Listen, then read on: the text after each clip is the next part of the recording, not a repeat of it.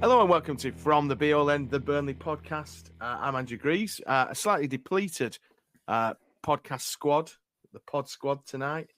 No Simon Evans, no Justin Connolly, but I'm delighted to say alongside me I've got Paul Woodhouse over in Cleveland, Ohio, and a bit closer to home, Chris Boden down in Hatton. Gents, I know we don't like to talk about 6-pointers, but it kind of feels a bit like a 6-pointer, doesn't it? Tomorrow night, Chris, this is probably as 6-pointery as it's come for a couple of years. Yeah, I absolutely hate the term. It just, you're not relegated at this stage of the season, although it's looking pretty bleak. But last thing they want to do, obviously, is lose the game. Ideally, if they can claw back some of that deficit to Luton, it'd be a massive shot in the arm. And obviously it would comprise doing the double over Luton, having won at Kenilworth Road, first win of the season. But I'm just looking back before, you're thinking you'd imagine going back through history that Burnley have a decent record at Turf Moor against Luton, and I think Luton haven't lost in the last 7 at Turf since David Pleat was in charge, March '95. Wow. Yeah. John Mullin and Jerry Harrison, which shows you how long, with all due respect to those lads, how long ago it was. Yeah, absolutely. And Woody, Chris mentioned the deficit, 4 points to Luton, another point then to Everton in 17th. We're still within touching distance, aren't we? As Chris says, we're not going to get relegated, but suddenly if that 4-point gap becomes 7 points to Luton, it gives them that shot in the arm, doesn't it? And that's the kind of psychological effect that we're going to try and, be wanting to avoid. Exactly. For them, they can get out of the bottom 3 and just leapfrog Everton, can't they, if they win tomorrow. Whereas even if we win, we're still adrift. Lose, and we kind of waving, we kind of seminar, we kind of losing them a little bit, aren't we? And so it's one of those that, whilst you can say that it's not an absolute must win, it's going to be one of those that if you wind up losing, that you can see a lot of shit hitting the fan over the weekend, especially with Luton at home. But as to Chris's point, it's 95 since we beat them at home. They haven't, we've had a good string of results of late and quite a while, but not at home against Luton, which probably means it'll wind up being some kind of snow draw of some description, which probably wouldn't help anybody anyway, would it? So there we go. Definitely not. I didn't know about that record, but yeah, that's incredible. 1995, last time Luton lost at Turf Moor. But let's be positive. I mean, the Spurs game, which we chatted about after we'd been beaten 1-0 at Spurs in the Cup, again, signs of progress. There's a slight worry that Vincent Kompany is staying tight-lipped on some of the injuries. We know, obviously, Jordan Bayer missed the Spurs trip. Charlie Taylor withdrawn and Lyle Foster withdrawn. Now, Kompany said I've been advised not to talk about injuries. I wonder, Chris, whether that's a little bit of, mind games perhaps ahead of this game. Perhaps, Craig Bellamy or Mike Jackson's had a word in his ear and said, look, if you get asked about injuries, don't give Rob Edwards and Luton anything to go on. But that would be a real blow if we were missing those 3 for arguably the kind of most important home game that we've had so far. Oh, massively. I found it strange. I don't know whether he just intentionally said that, Vincent, and then I've been advised not to say anything. It just seemed a strange turn of phrase. We've absolutely no issue with managers sort of playing mind games in terms of who's fit and who's not. But, you certainly don't want to give your opponent any advantage whatsoever. But, Charlie Taylor, if he's been forced off with what looked like a shoulder problem last Friday night, he's not going to be fit, barring some sort of, miracle Wayne Thomas type recovery, But, Bayer, again, it doesn't sound good, doesn't it? Just sort of reading the vibes. And Foster obviously came off at half-time at Tottenham. We say you don't know what to read into that, but it's they'd be all three massive losses, but obviously, Taylor in particular, so obviously you probably end up, you're playing a square peg in a round hole there, aren't you? Do you play Aldakiel there as you finish the game? Do you play Del Quadro when he's played so well at centre half at Spurs? Do you shift Connor Roberts over to that side? He's not really ideal, on the other flank. So buy a terrific player. You can compensate in that department, I think. But Taylor would be a huge loss. Yeah, like you said, shoulder injuries. It's a bit, he fell on it slightly awkwardly, and then he kind of played on for a little bit, but then, forced to withdraw. You don't suspect that that's one of those that will kind of come back round too quickly. As Chris mentioned there, Bailly you can kind of compensate for, can't you, Woody? Because, we've got Dara, the Rock O'Shea, as Simon Evans has christened him. Chris put something in the WhatsApp group. Best aerial duel win rates in the Premier League this season for 50 or more contested. Virgil van Dijk as number one, 82% won. Max Kilman, 73.6%. Dara O'Shea, 73% of his aerial duels won. Now, if you think back to that kind of early games against the likes of Villa and City and where we're getting bombarded, that's impressive, isn't it, for a player who we've been critical of at the start of the season? Do you feel like he's becoming the kind of key cog in that back four now, especially perhaps against a team like Luton, who are going to be a bit more robust, a bit more, direct, shall we say? Yeah, I think key cog's a bit of a stretch, but I think to that point about it being Luton and it being more aerial and more direct, then I think old Amber Led may have quite a role to play. And like we said, he's improved quite considerably over these past few weeks. And he's the guy who gets in the way. Whether that's going to be quite enough, I've absolutely no idea. But I mean, Delcroix and O'Shea, I wouldn't be too worried about those two after last Friday's performance. Yet Taylor is a little bit more worrying. I think Foster's even more worrying still, because we saw kind of against Tottenham how toothless we became in the second half when he had to go off. So fingers crossed he's not too bad, or he can play some kind of part tomorrow. Yeah, you are really, aren't you, Chris, looking at kind of, we want to make minimum changes. We were forced into a couple of changes at Tottenham due to injury, and I presume Berg was suspended. I kind of got mixed messages around whether he was suspended or not, but I think the sending off counted, but 5 bookings wouldn't have counted. Very strange way of doing things, but. We've got such a settled side, haven't we, since Foster came back in? We've got some good performances. It's a bit of a nightmare for Vincent, isn't it, if he's starting to have to change, he's left back for somebody who's not a left back. He's having to look for options up front. It's clear that Jay Rodriguez is out the picture at the minute because he chose Brun Larson to come on for Foster. It's the impossible question because we try and guess it every week. If we were missing those 3 players and you were in charge, Chris, we're going to give you the manager's job at Burnley. What would you be looking at from a, especially from a striking point of view? Do you go, old school approach with Jay? Do you look at, one of these numbers and positions don't really mean anything, so we'll just stick 4 wingers up front? What would your approach be? Well, given that we don't really know the status of Obafemi, is he injured again, or I don't know? See, one of those players who's sort of in the squad 1 week, out the squad, due to numbers, sort of thing. Not really sure on his situation. I think he would be a decent replacement in this sort of game. Like pace, power, can play with his back to goal, can make intelligent runs as well. But I certainly have no qualms in playing Jay Rodriguez if Foster isn't fit, and we all know. I mean, his powers are on the wane, Jay. As they probably should be at as he gets towards his mid-30s. He's not going to be the player we remember, but he's still got a part to play. Much like Ashley Barnes was written off time and time again. he's a quality, quality operator, Jay Rodriguez. People forget that he's still a good technician.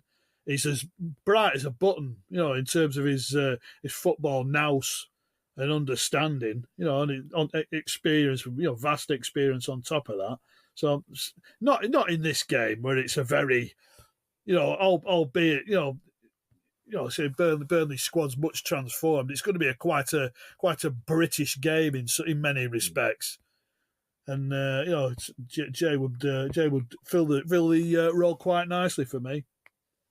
Yeah, like you said, proven at this level as well. He has scored goals at this level, and you kind of think that it probably he would be the best fit.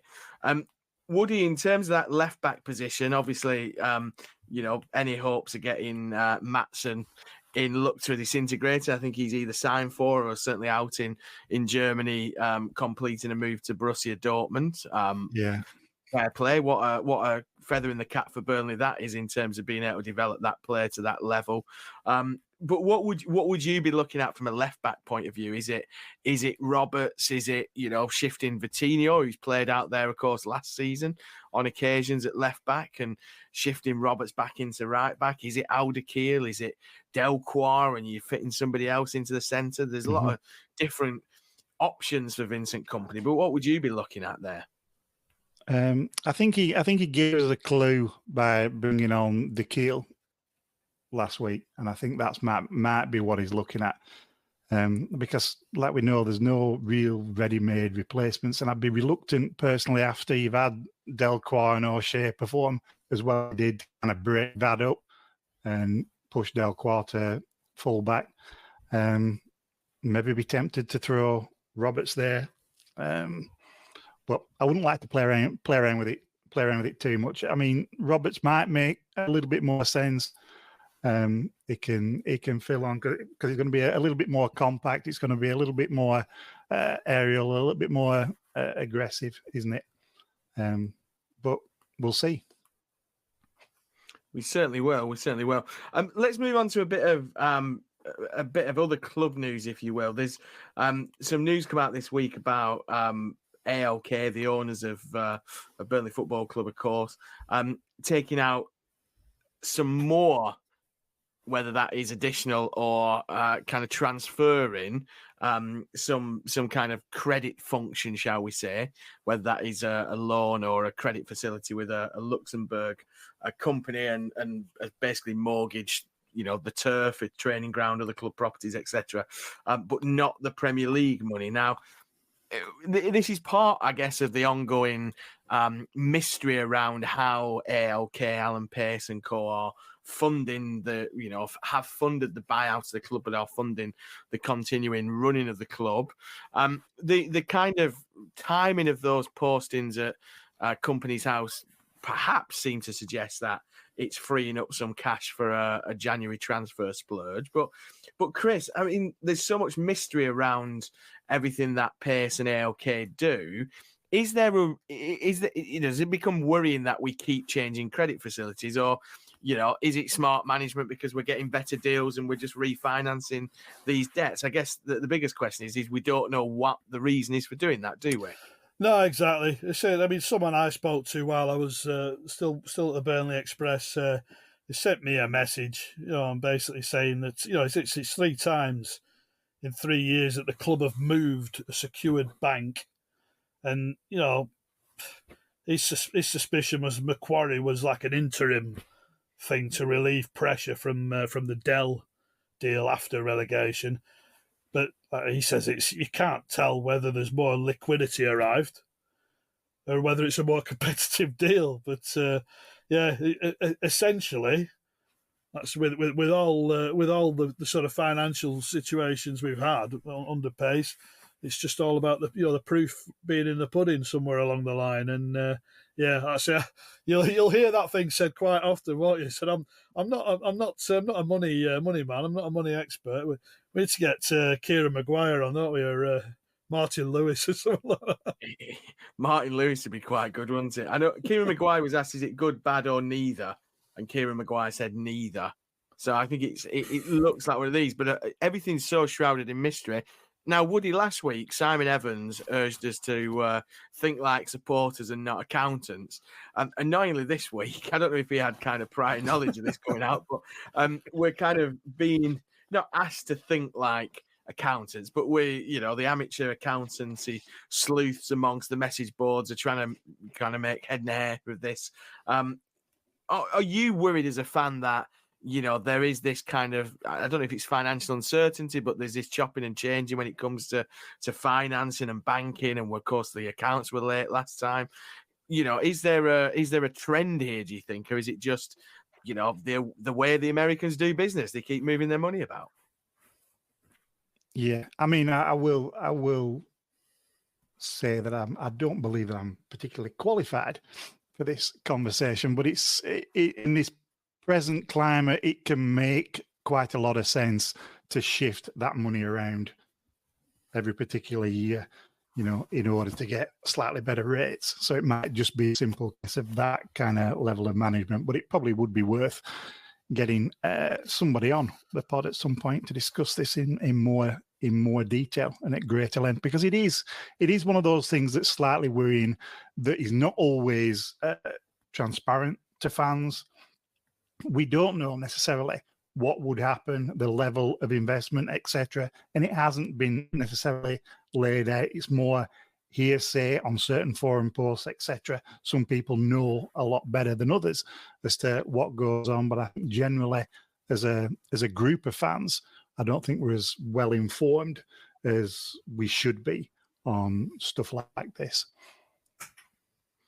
Yeah, and Chris, I mean, I guess when Alan Pace came in and there was question marks from the local press about the nature of the buyout, and some of the national press were kind of suggesting that Burnley fans needed to be worried, and that hasn't come to fruition, of course. But Alan Pace, and I always go back to this, Alan Pace said he'd be able to look Burnley fans in the eye and say, you'll be proud of the way the club has done these things, has done what it has done, by which he meant, the financing of the club, etc., etc. Now, we know there has been some investment. We don't know to what level, but there's talk of, numerous investors investing, not inconsiderable amounts of money in terms of the, not huge in that sense.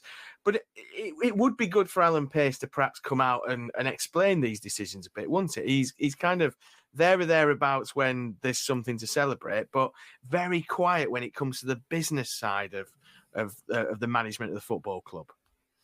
Yeah, you'd lack an element of transparency, and obviously they can't. We've never had. I can remember sort of Barry Kilby and that in that era, sort of the goal to buy back Gawthorpe and Turf Moor, etc., and sort of stating that this is an aim and we're going to do this to do that and blah blah blah, and putting people in the picture to that extent. And obviously, we don't want to know chapter and verse. It's it's the club's finances, and that they'll deal with it as they deem appropriate. But it would be like like Malcolm Jenkins arrives in a big hurrah, then we haven't seen him in 2.5 years. But is he still involved? Is he there seems to be a lot of people who've sort of floated in and sort of floated out. And JJ Watt can't make it any more plain that he's here for the long haul. And everywhere he goes, he's got his Burnley cap on, and people knock him or questioning him, and he's no, I'm not just because it's tricky at the moment. So he's firmly a Burnley fan. He's really admirable, and he quite clearly won a lot of hearts and minds in that respect, and every credit to him. But it'd be nice to have some semblance of explanation, really, for the layman. There are people who understand the finances and this, that, and the other. But just to sort of, why is it so clever what they've done? Still like sort of 3 years down the line or so, and we don't really understand it anymore, do we? No, and that's the thing, isn't it? I think, just when you were talking earlier about, Vincent Kompany giving very little away in terms of injuries, what kind of, what we won't give to go back to the days of Stan and Barry, where you'd get exactly all the injury news off off Stan, and you'd get all the financial insight from Barry. But just picking up on that kind of JJ Watt, the JJ Watt kind of fandom, if you will, coming in. I think you're absolutely right. I think we were a little bit skeptical, shall we say, at the start of his involvement, because it kind of coincided with us running away with the championship. But he keeps banging that drum, and I know the next kind of whatever it is, whichever TV channel it is, the big fan fest is in Nashville. I'm sure he'll be a massive part of that. But would it, just the kind of finals on the financials, it's clear that Vincent Kompany, again, he talked about, it's pretty certain we're going to do something in the transfer window. As fans, we do want to keep seeing investment, don't we? I mean, we've questioned the summer transfer window on a couple of occasions, and we're going to move on to the transfer window in a second. But if it is a case of the club shifting its borrowing to somewhere with better rates, and that frees up more money without putting any extra burden on the kind of repayments of that, we'd be quite happy as fans, won't we, to see constant investment, having had a few years where we didn't invest in the playing side. Exactly. Long gone are the days of like waving buckets around and kitties for Ashley Hoskins. And it's that level of transparency. At least trust us as fans to take on board what it is that you're trying to do and what it is that you're trying to say, and buy into that project. Because there's this massive gap, isn't there? There's a massive black hole about, what are our finances like and how that impacts our dealings within the transfer market. What are our goals? What are our strategies, etc.? And it would be nice to hear that from the top to get buy-in across the board, because there's nothing quite like uncertainty to drive certain negative impressions as to what's going on, isn't there? And if they can just show that level of transparency and trust the fans to a greater or less degree, then there might be a slightly better relationship, all told, between the fans and the board. And I can't really see anything other than a net positive out of better communication. Yeah, definitely. Well, we will extend the invite, as we have done since we started this podcast, for Mr. Pace or somebody from the ALK or Burnley board to come on. I think what we're going to do is we are going to write to him at Burnley Football Club at Harry Potts Way and invite him on to kind of speak. He made a big thing when me and Chris both saw him down at Burnley College, that he'd much rather speak directly to the fans than speak to the local press.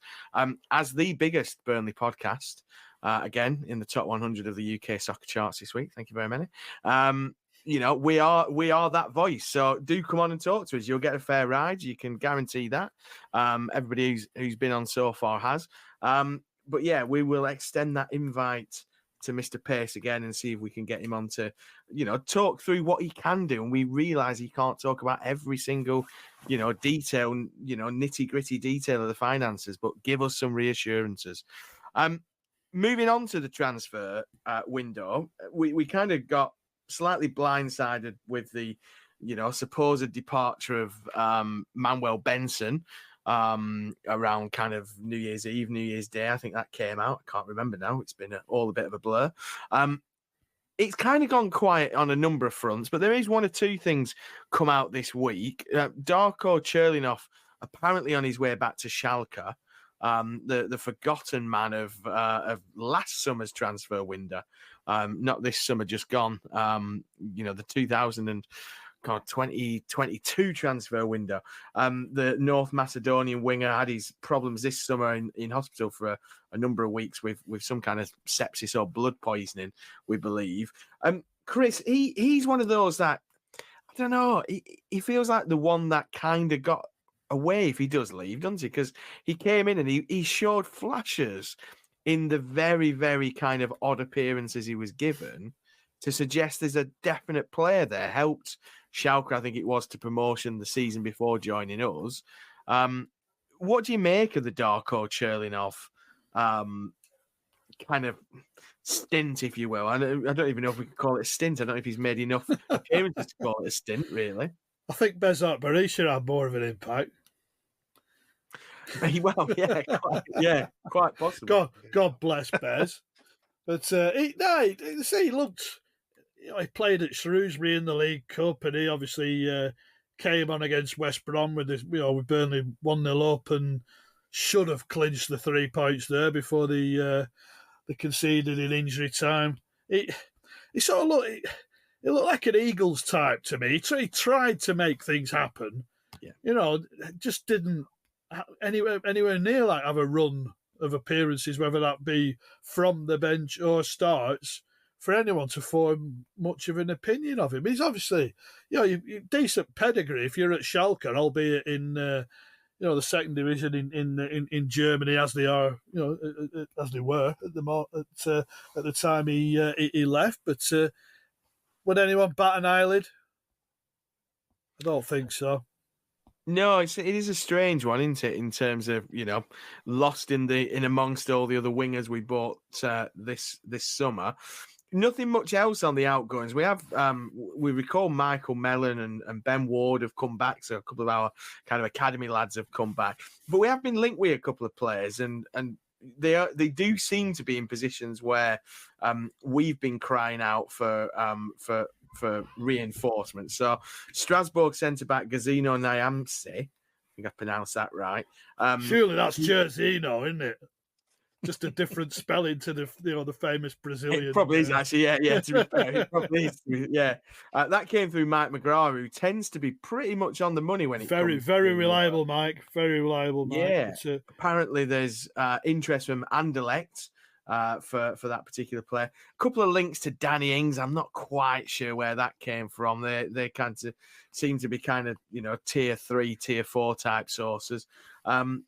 And then also looking at the lad whose name escapes me momentarily at Marseille, who's a defensive midfielder. So it does, Woody, look at least like Vincent is starting to realise where the gaps were from last summer, doesn't it? Yes. Whether they come in an improvement is another thing entirely. Whether they come in as squad backup or they'll be taking a place straight away, we don't know, do we? But they do look to be in at least positions that we've identified previously as needing strengthening. So fingers crossed there. Yeah, and Chris, I mean, it is a bit silly season, isn't it? We keep getting linked with, perhaps not as much this January as we have in the past, but we are still only kind of 11 days in. You kind of expect that we're going to see more and more kind of frantic links in the next couple of weeks, don't you? I mean, you've gone through God knows how many of these transfer windows. I guess are you kind of quite relieved that we're not going to be looking to you on the last day of the transfer window for the nod to say you've been told to step down?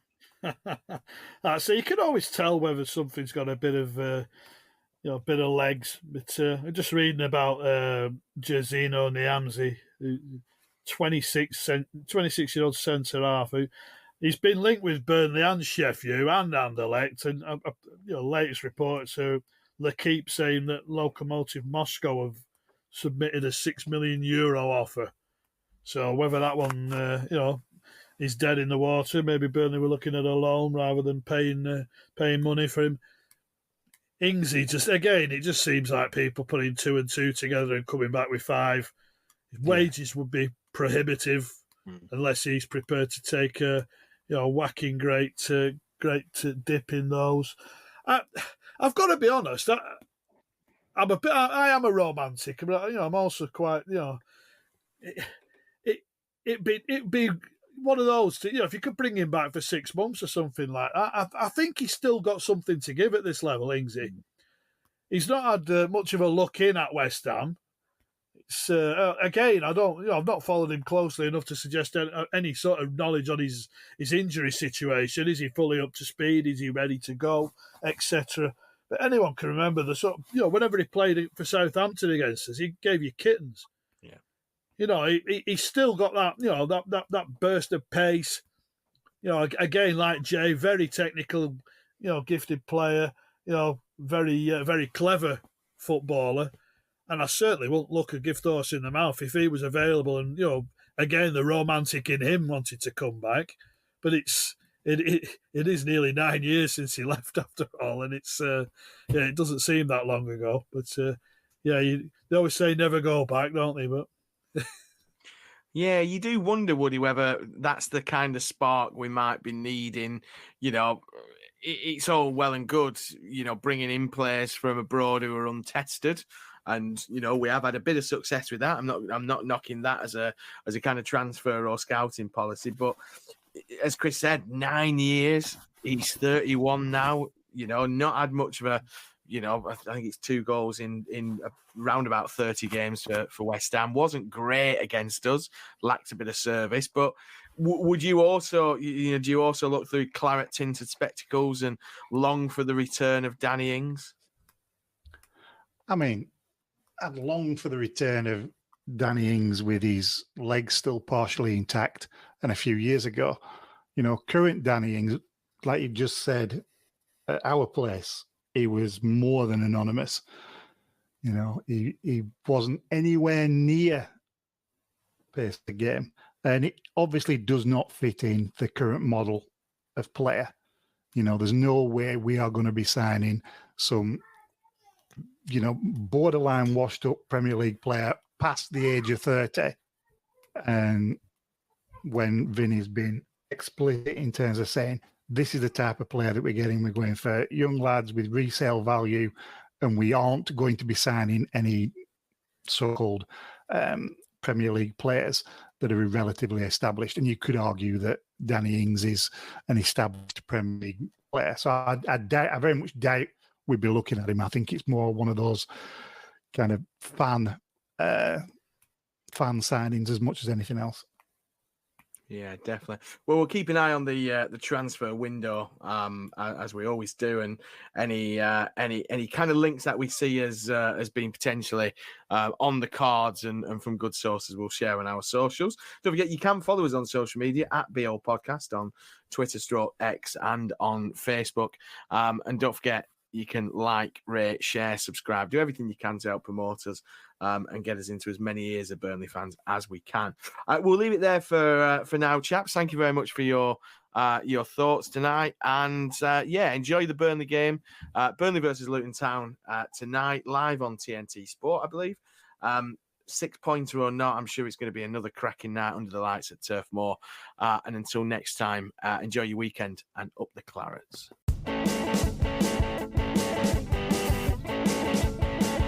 McElroy to Watson. Go.